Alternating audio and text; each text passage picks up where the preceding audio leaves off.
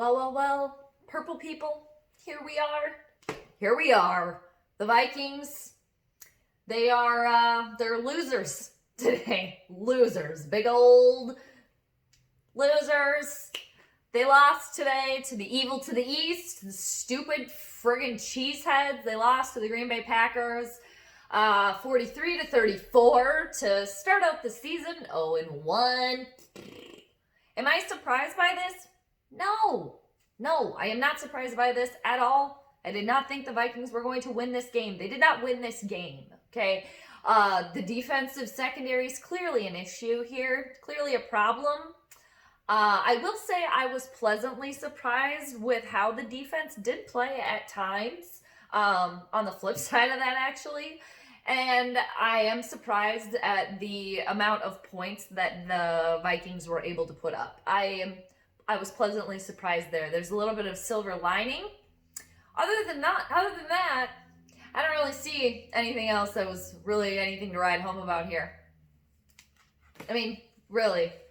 43 points, too. That's a lot. That's a lot.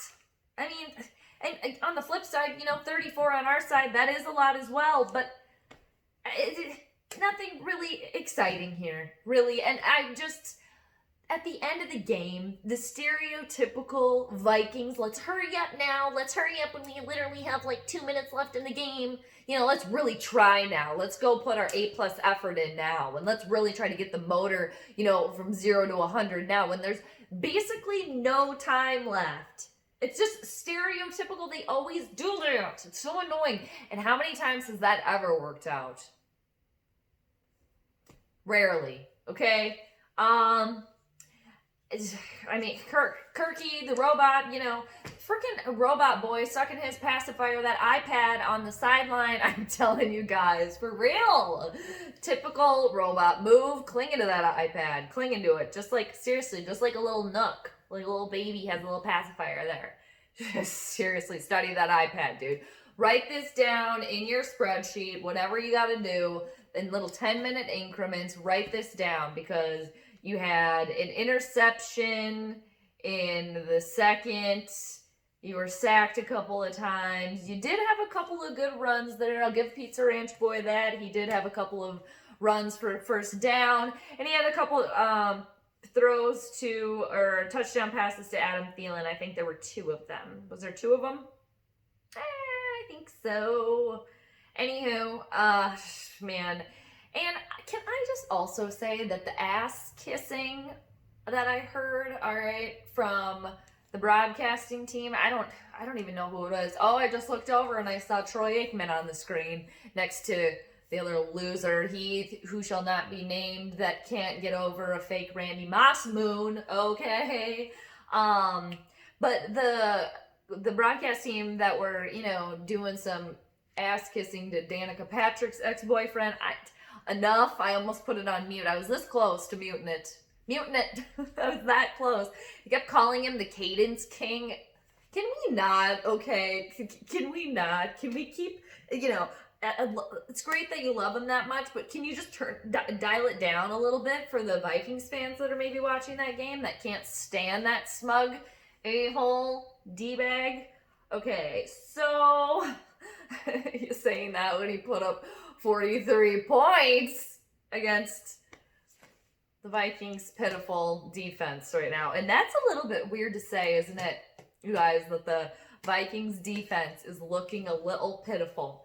And it's really nice that we just signed on, Zimmer for another few years and, Spielman for another few years and, Dalvin Cook for another few years. He had a couple touchdowns, but I guess it's the first game, so, and I'm just waiting also to hear the whole excuse of oh yeah, I wrote it down because I didn't want to forget the whole well, Danielle Hunter was out, so it's going to be completely different when he's in. It might be, but okay, we're going to have to wait a little while.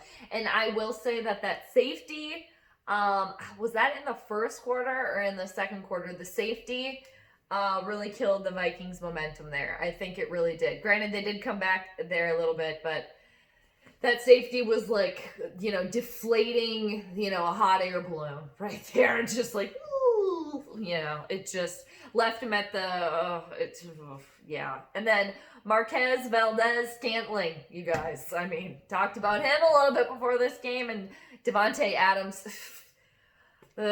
corners, they were struggling. Holton Hill and, whoever else. Yeah. I will say, I liked Anthony Harris. There was plenty of plays where I thought he did pretty well, and Eric Kendricks got in there. I think Harrison Smith is just going to get kind of more quiet as time goes on. Unfortunately, I think he's already peaked. I still think he's very, very good, but he's just, you don't hear as much. And yeah, I'm not surprised, you guys. I'm not surprised. I can't even remember what I predicted. I think I predicted the loss of 28-20. I think that's what I predicted. I forgot to write it down, but pretty much way off in points there, but didn't feel good about this one. And lo and behold, the Vikings, they lived up to hey, you know what? Silver lining right there. The Vikings lived up to my expectation of losing this game today. So, got that going. So pathetic. The pathetic purple showed up today, unfortunately. My guy, Alexander Madison, looked okay. Other than that, BC Johnson looked decent. That too. I'm trying here. I'm reaching. What else, you guys? What else? Am I missing anything else? No. On to the next one. Indianapolis. I think we're going there next week. So, Xavier Rhodes, we're going to meet him again. And hopefully that game can go a little better than today. So, I will say that I did hear that Marlon Mack, I believe, is out for the season for the Colts. So I'm not happy that he's injured by any means, but I guess that technically helps the purple next week. So there's that. There's always a silver lining, right, you guys? So Skol Vikings. Till next week.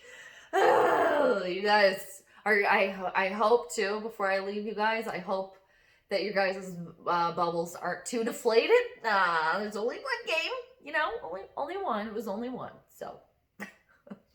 But it sets the tone, does it not? Yeah, it does. And hey, I just want to wish everybody too that's playing fantasy football, I wish you guys good luck. My teams are looking okay right now, but nobody cares. So till next week, you guys, Skol on, and all right, Skol on. All right, later.